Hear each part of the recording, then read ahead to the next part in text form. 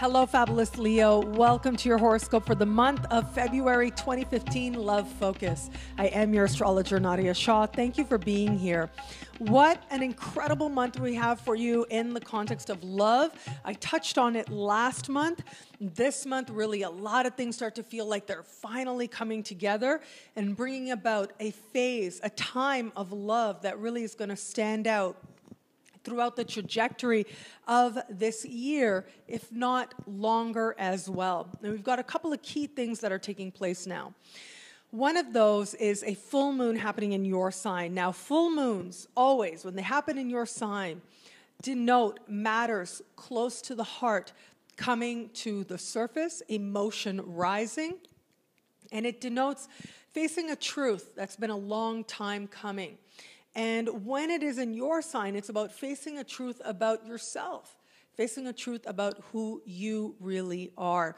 Now, as you can imagine, matters close to the heart. Love tends to be the thing that stirs the heart more than anything. And so you're very likely to experience some very strong emotions in the early part of the month. However, this particular full moon is speaking so harmoniously with Uranus and happening with Jupiter in the sky. There's a lot of luck with this, a lot of good fortune with this, a surprise element to this as well.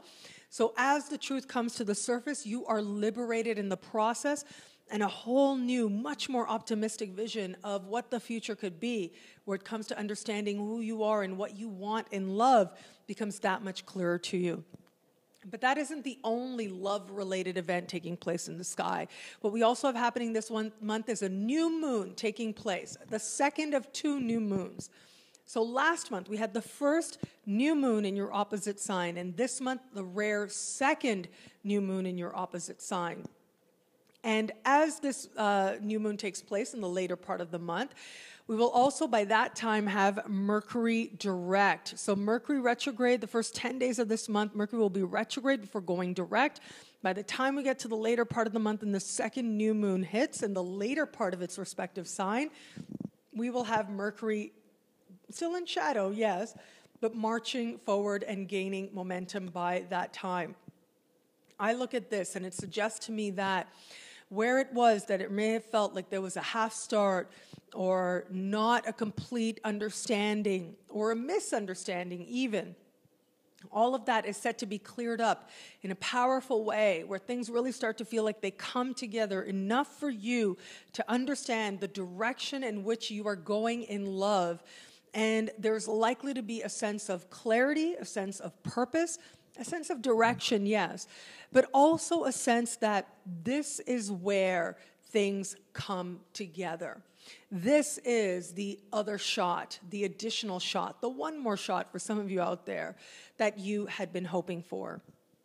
Now, for some of you out there, those of you who are open to new love, I do think that for some of you out there, this could have been you met somebody about a month ago, thought that this was it, met somebody in January, thought that this was it, and it didn't seem to work out, and you really maybe didn't like that too much. So this month is going to represent either that same person coming around again or someone new coming around. And it looks a lot better. It looks a lot stronger as well. And it also looks like you have a clear understanding of who this person is.